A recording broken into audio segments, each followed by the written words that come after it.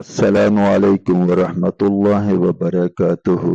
सब तारीफें रब ताला जल्ल शानु की शायान शान हैं, जिसने हमें ज़िंदगी अता फरमाई, जो ज़िंदगी की तमाम सहूलतें अता फरमा रहे हैं, हमारी ज़रूरतों को पूरा फरमाते हैं और जो हमारी परेशानियों को दूर फरमाने वाले हैं।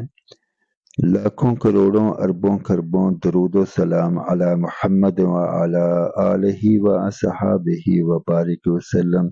जज़ल्लाहु अन्ना मुहम्मदन व आलुहु। अल्लाहुम्मा सल्लि अला मुहम्मदिन कमा तुहिब्बु व तर्वा। आज की वीडियो की तरफ बढ़ने से पहले गुजारिश है कि इन गुजारिशात को पूरी तवज्जो के साथ रब ताला जल्ल शनु की रज़ा के लिए और अमल की नीयत से सुने।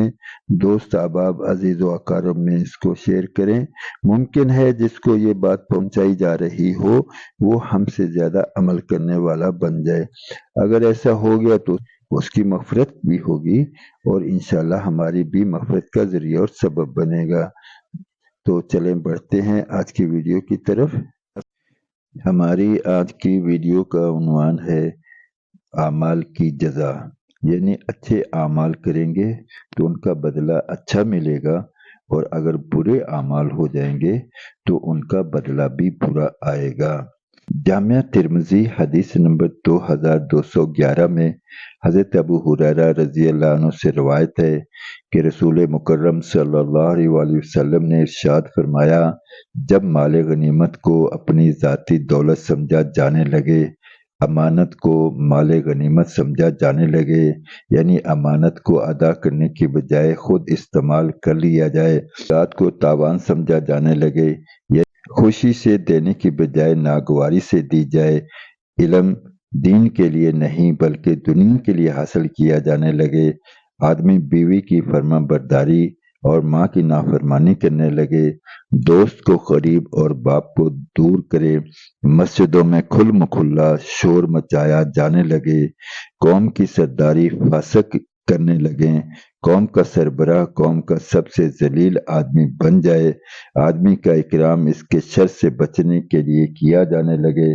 गाने वाली औरतों का और साज बाजे का रवाज हो जाए, शराब पी जाने लगे और उम्मत के बाद वाले लोग अपने से पहले लोगों को बुरा कहने लगे। जब ये आमाल हो जाएं तो उसके इन नताज के लिए तैयार रहें।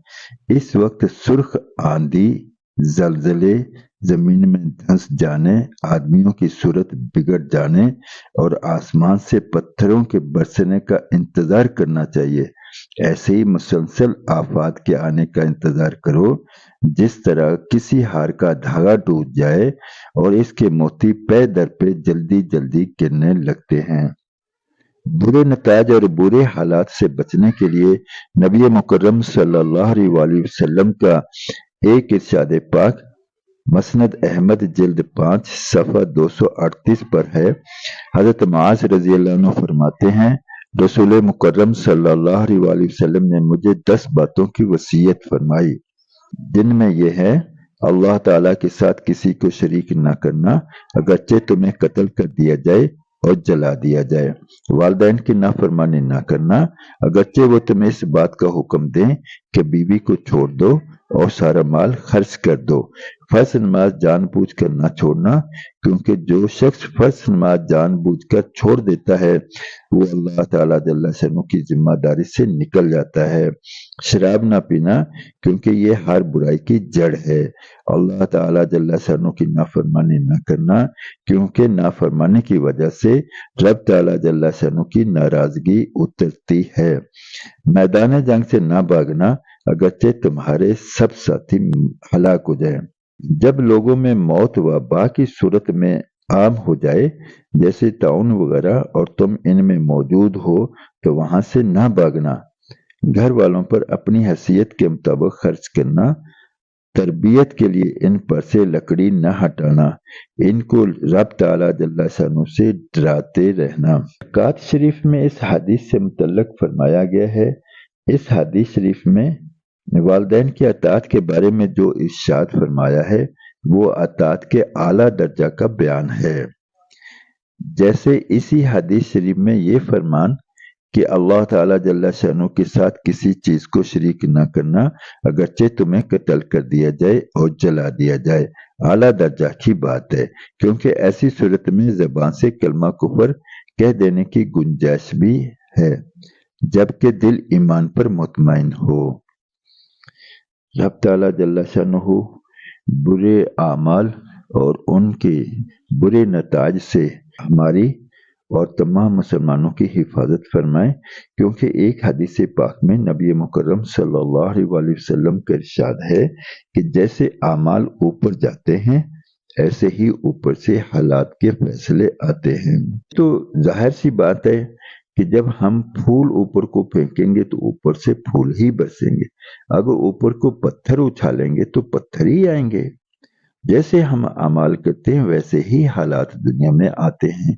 آج ہمارے جو حالات بگڑے ہوئے ہیں تو یقیناً ہمارے اعمال اس درجہ کے نہیں ہیں جس پر رب تعالیٰ جل شانہ کی رحمت برستی ہے، لہذا ہمیں اپنے اعمال کی طرف توجہ دینے کی ضرورت ہے کہ نافرمانی کی بجائے فرما برداری پر آ جائیں، رب تعالیٰ جل شانہ کو ناراض کرنے کی بجائے رب تعالیٰ جل شانہ کو راضی کرنے کے اعمال میں لگ جائیں۔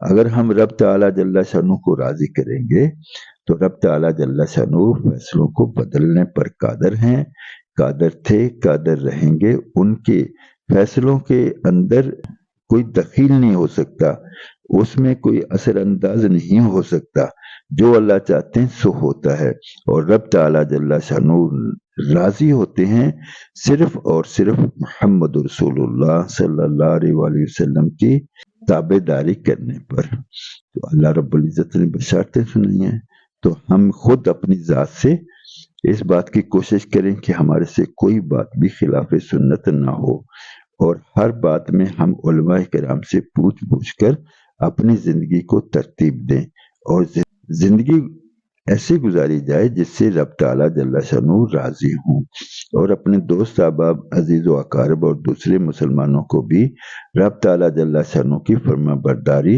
اور رسول مکرم حضرت محمد رسول اللہ صلی اللہ علیہ وسلم کی تابع داری میں گزارنے کے لیے محنت کی جائے، کوشش کی جائے، ان کو اس کے لیے تیار کیا جائے۔ رب تعالیٰ جل شانہ ہم سے راضی ہو جائے اور ہمیں اپنی فرما برداری کے لیے قبول فرما لے، ہمیں اس کی توفیق عطا فرما دے۔